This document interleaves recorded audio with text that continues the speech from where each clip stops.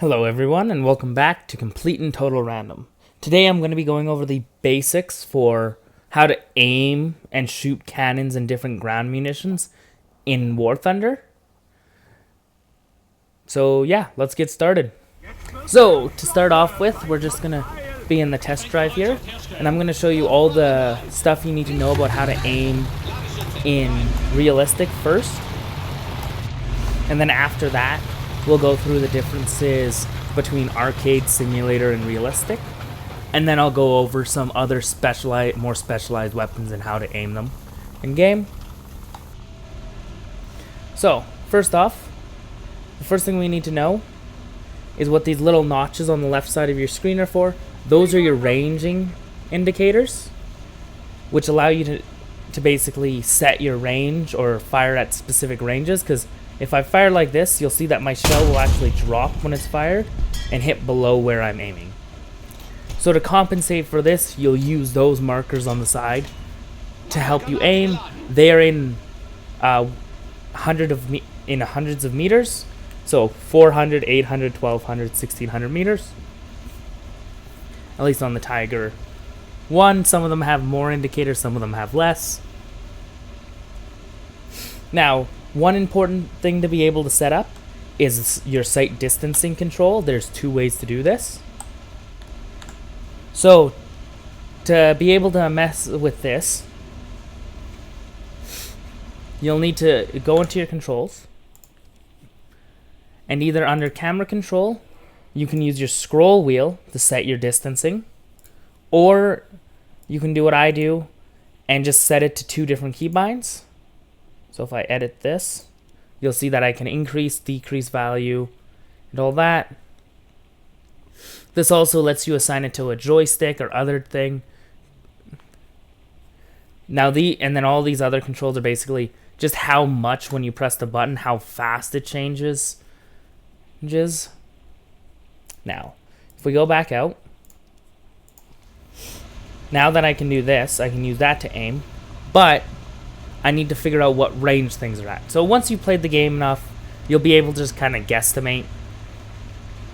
Like I know if I kind of go like this, I'll probably hit that KV over there. But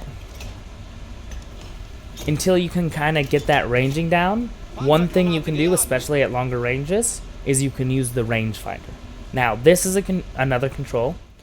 So you go to controls, weaponry. So to find this, you go to controls, miscellaneous, scroll all the way down to the bottom, you'll find rangefinder. I just have it set to R. You can have it set to whatever you feel like.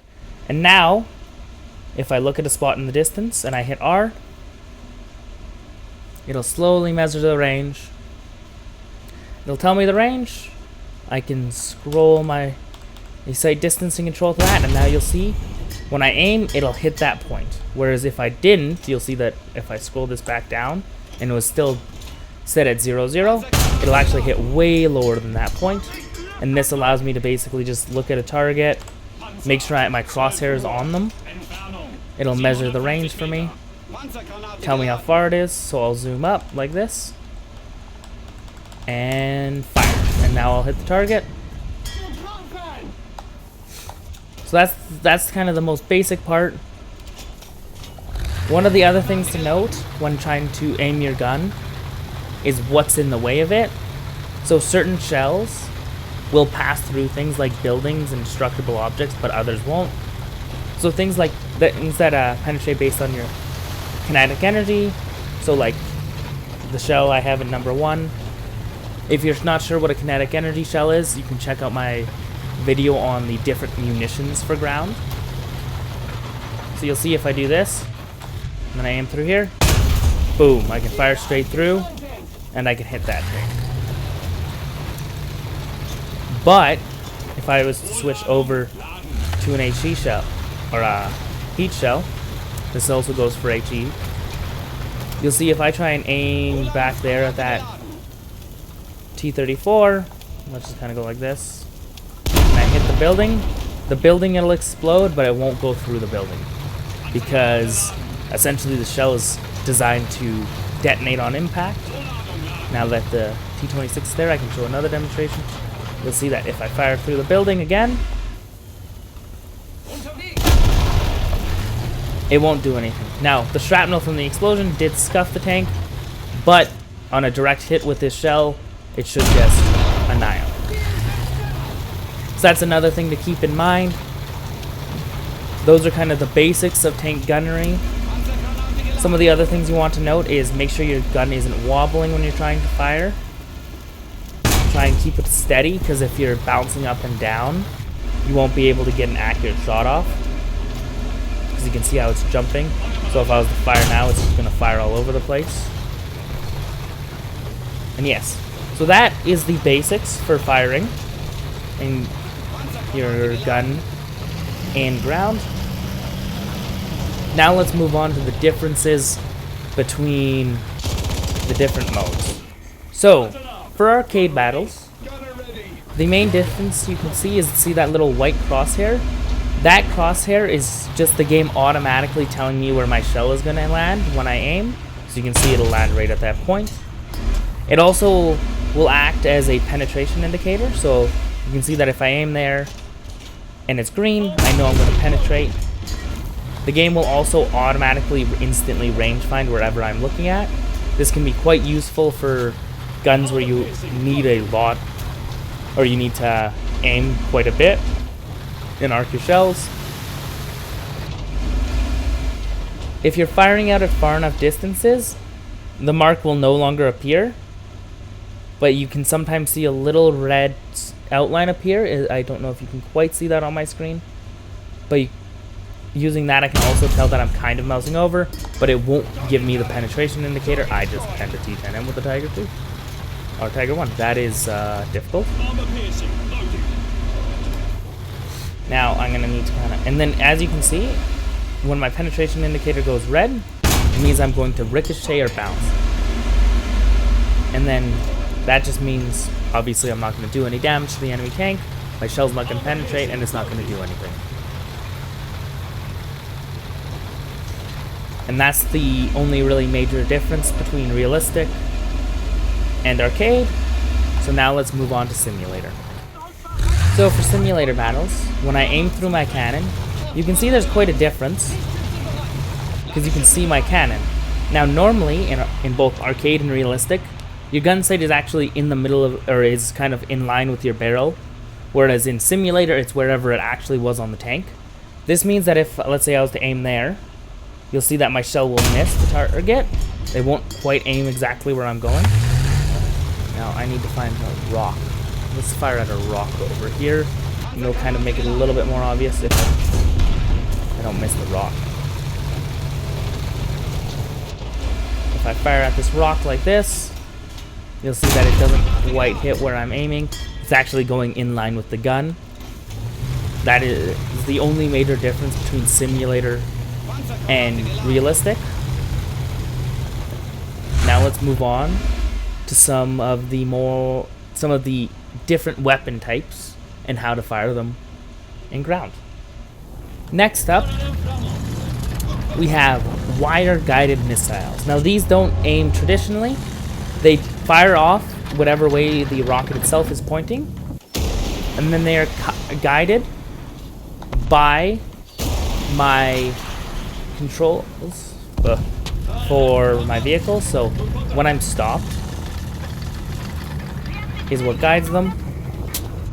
So unlike my cannon, which fires directly wherever I'm aiming, these missiles will come out at whatever angle they are set up on the tank.